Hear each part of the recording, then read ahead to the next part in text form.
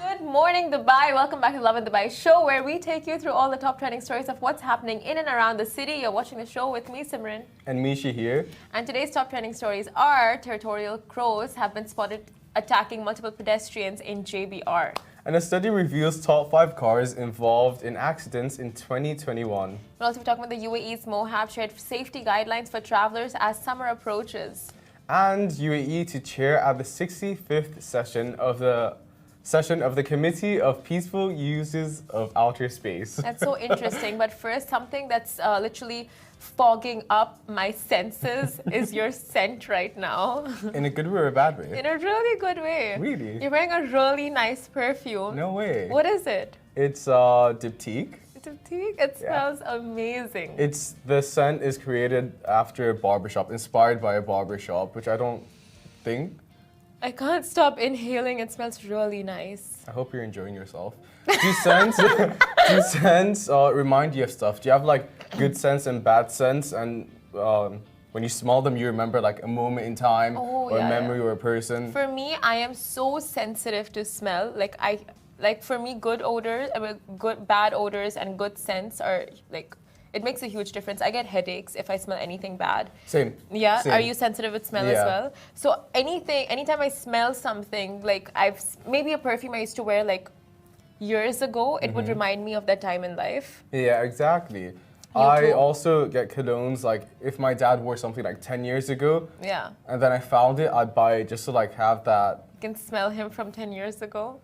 You can smell like that time in life. Yeah, basically. And my cousin had this one scent he used his whole life while I was growing up. I ended up getting it just because it reminded me of him.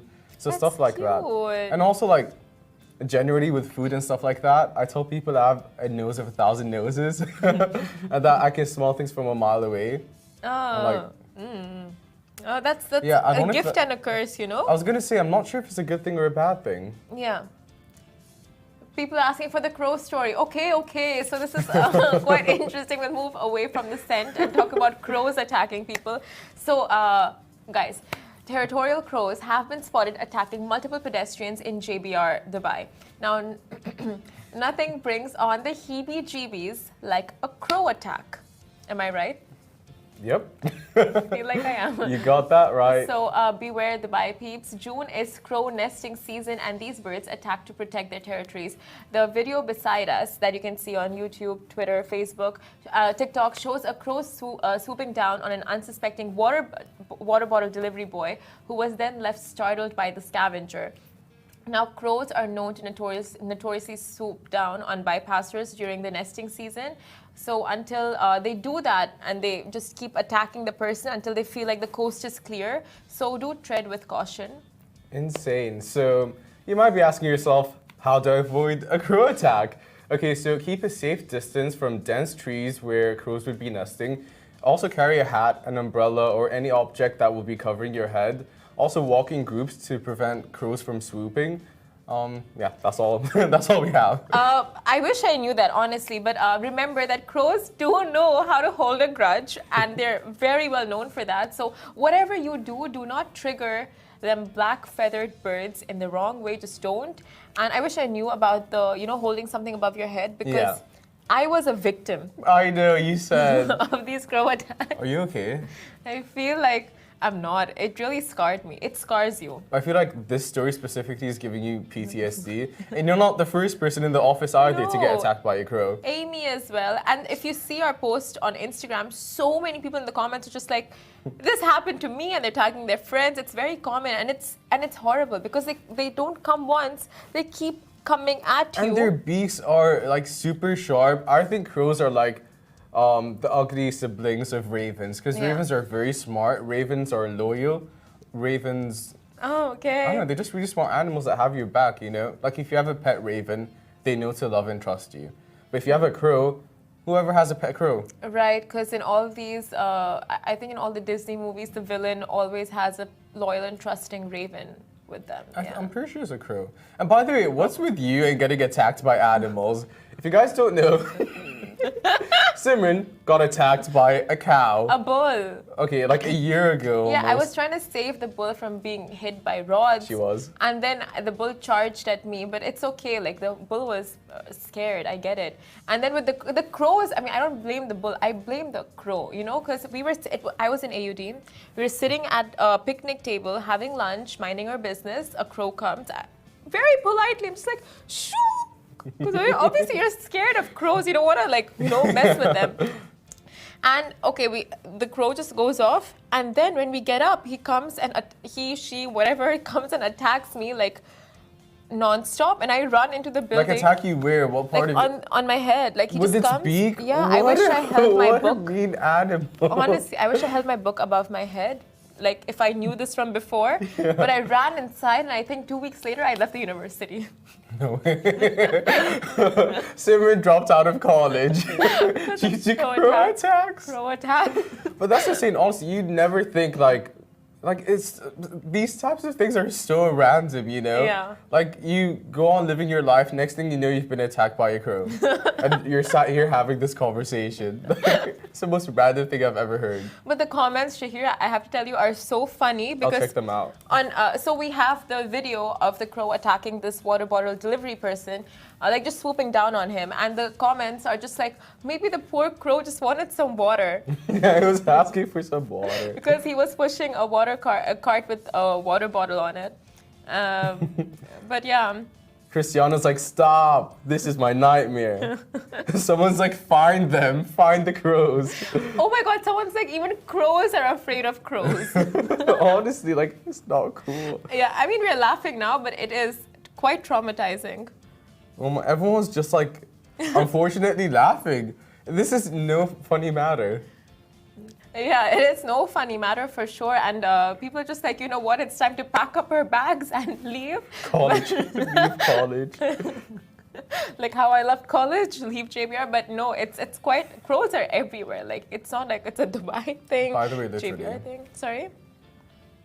Speaking of dangerous circumstances that you do not want to be in, so a study recently revealed the top 5 cars involved in accidents last year in 2021. So anyone who's been driving in any Dubai highway can confirm that they've seen at least 5 accidents happen. The driving environment in the city is a little bit tricky, and unfortunately, it's inevitable that drivers will find themselves in a predicament. So Yellow Compare decided to get some stats on this matter. They looked into the average cost of a car crash, how many crashes occurred in 2021, what caused them, and what were the cars most involved in accidents. Now, the 5 cars involved in the most accidents include Mitsubishi Pajero, accounting for 2.99%, Honda Accord at 3.39%, Honda Civic at 3.35%, Nissan Altima in the second spot in the list with 3.82%, and Toyota Corolla accounting for 4.86%. Interesting.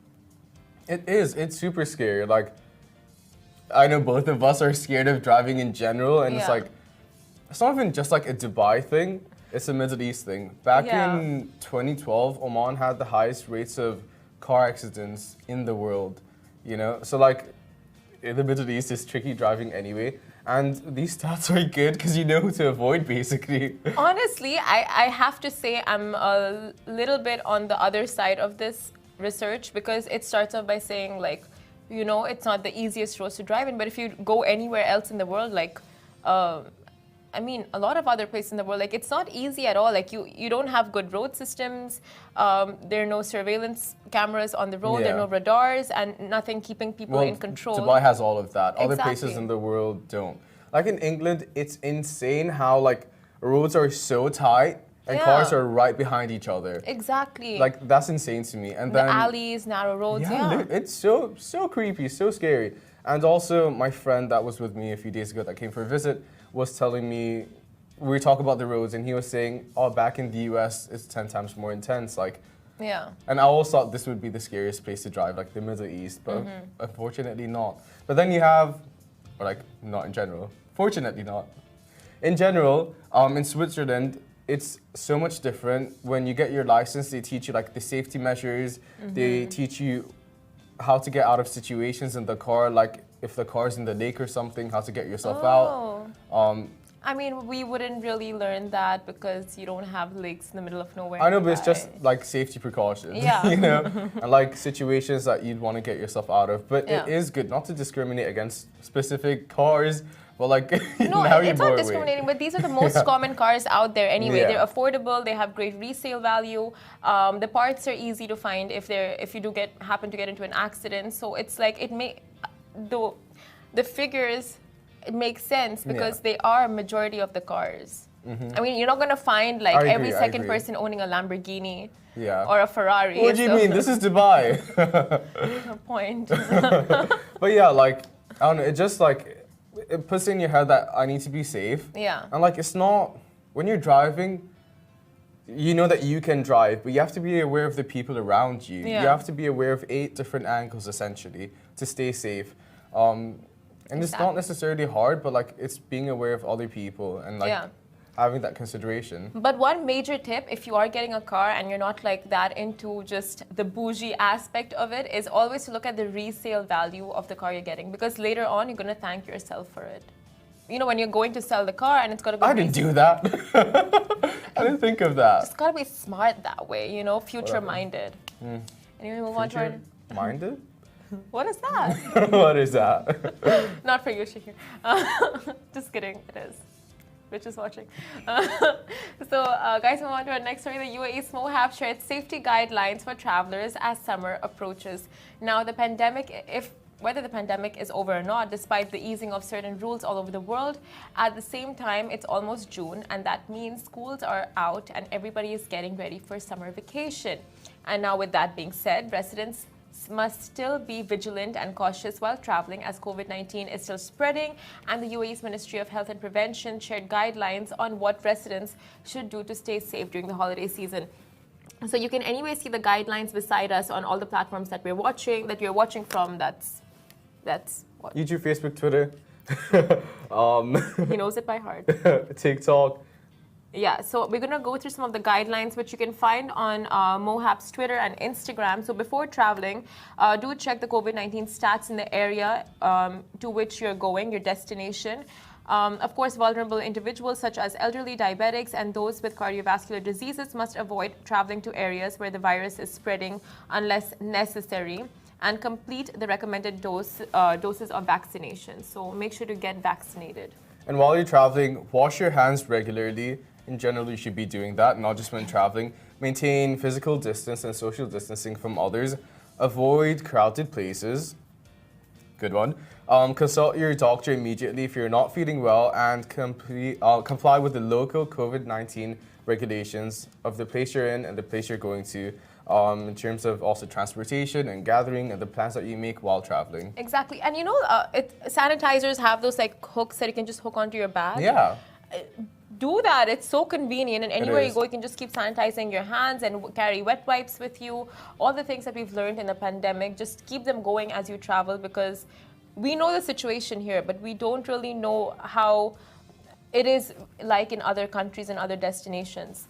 And of course, after traveling, do get a PCR test done, just to make sure, like, to have the peace of mind for yourself and for your loved ones that you're not, that you don't have the virus, and that you're not contagious. So the point is, better safe than sorry. But this also doesn't mean that you need to go to a Naomi Campbell level. Have you seen that video? No. She wears an entire like hazmat suit, not like a hazmat suit, but like an entire hazmat suit. She has sanitation wipes. She has this YouTube video where she literally cleans each and everything on the airplane. Yeah, that's too much. It is too much, and also like the airplanes do get cleaned in between flights and during flights too, by the way. But yeah, I'm sure, yeah. It's literally a better safe than sorry situation, you know? Yeah. You don't... I mean, carry toilet seat covers, that extra bit of protection for yourself. I mean, airplanes already have them. Yeah, but where do you buy them from? Do you carry them? I don't, because I don't really use public washrooms I that don't much. either. We had this conversation yesterday. And it's like for women, you squat. It's a no thing. It's a no thing. They're laughing in the PCR room. Moving on. So the UAE is to chair the 65th session of the Committee on the Peaceful Uses of Outer Space. So they've been chosen as the chair of the UN 65th session and the person chosen was Amran Sharaf, Emirati engineer who led the UAE's mission to Mars successfully and will be serving as chair from 2022 to 2023. This committee has been around since 1959 and it plays an important role in peaceful uses of space. Now, the COPUOS has been operating since 1959. It has 100 member states and plays an important role in peaceful uses of space. The committee encourages international cooperation and recommends laws and policies that support exploring space. So, I mean, the UAE is doing so much in space right now. Like, they have so many projects that are ongoing. Mission to Mars, which they've successfully completed.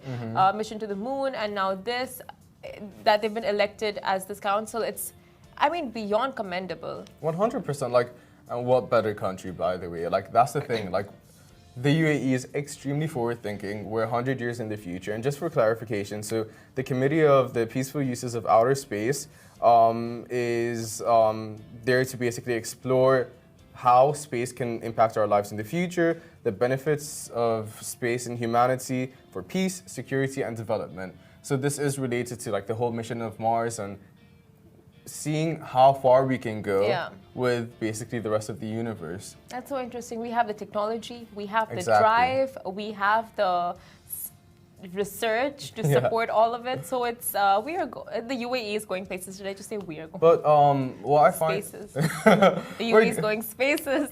Great one, great one. So basically, to me, what's insane is that the COPUOS has been around since 1959.